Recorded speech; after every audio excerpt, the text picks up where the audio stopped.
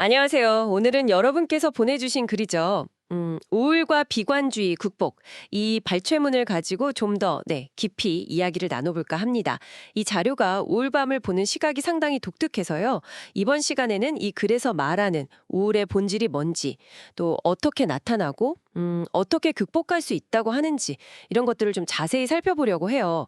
여러분께 가장 중요한 통찰, 또 실질적인 정보들을 뽑아내는데 좀 집중해 보겠습니다. 자, 그럼 바로 한번 볼까요? 이 글에서 우울을 전염성 있는 소극적 특성이다 이렇게 말하면서도요. 동시에 교육적이라고까지 표현하거든요. 이 부분이 특히 좀 눈길을 끌더라고요.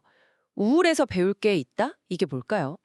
자료를 보면 우울은 기분 변화를 가져오는데 이게 아주 사소한 불편함 아니면 문득 떠오른 슬픈 기억 같은 거에 쉽게 촉발될 수 있다고 합니다.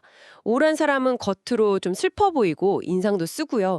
그리고 말수가 적어지고 또 다른 사람을 잘 못 믿고 쉽게 짜증을 내는 그런 모습으로 그려져요. 마치 자기 생각과 감정이라는 그 틀 안에 갇혀서 말이죠.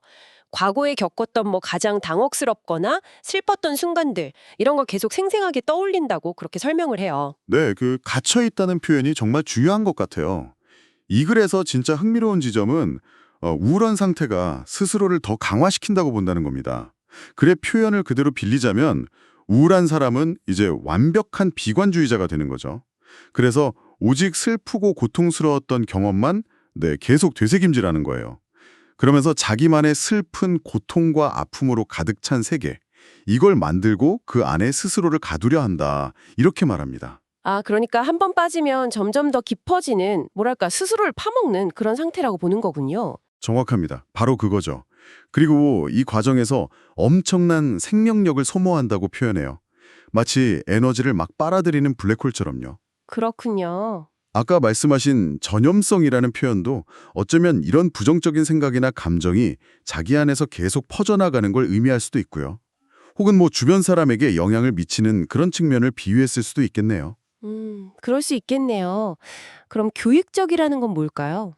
교육적이라는 건 아마도 이 글의 관점에서는 이 힘든 과정을 통해서 이걸 극복함으로써 얻게 되는 것들, 예를 들면 자기 이해라던가 아니면 내적인 성장 이런 걸 의미하는 게 아닌가 싶어요. 아하, 네. 그런 심각한 상태를 묘사하면서도 또 극복 방법에 대해서도 꽤 구체적으로 제시하고 있죠. 네, 맞아요. 여러 가지 접근법을 이야기하는데요. 우선 우울감의 원인을 정확히 파악해야 한다. 그리고 강한 의지력으로 맞서 싸워야 한다고 강조해요. 그러니까 수동적으로 그냥 끌려가지 말고 적극적으로 대처해라 이런 거죠. 싸워야 한다. 이 표현이 참 인상적이네요. 또 어떤 방법들이 있나요? 특정 종류의 기분 전환 활동을 권하기도 해요. 예를 들면 코미디 영화를 본다던가 친구들이랑 보드게임을 한다던가 하는 식으로요. 아, 몰입하는 거군요. 네. 아마도 그런 활동에 몰입하면서 부정적인 생각의 고리를 좀 끊어내려는 효과를 노리는 것 같아요.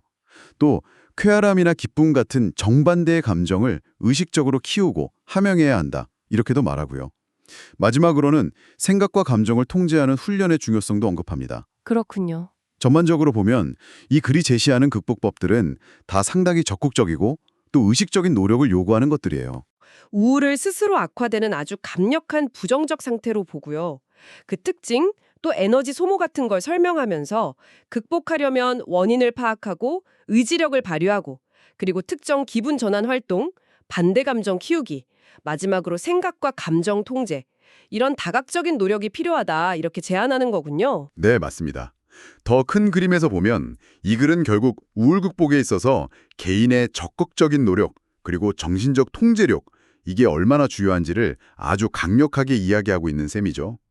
여러분께서 이런 감정의 파도 속에서 그저 휩쓸리는 게 아니라 스스로 방향키를 잡고 상황을 관리해 나갈 수 있다. 그런 주체적인 힘을 가지고 있다는 점을 강조하는 걸로 보입니다. 주체적인 힘이요? 네, 여기서 한 가지 더 생각해 볼 만한 질문이 생기는 것 같아요.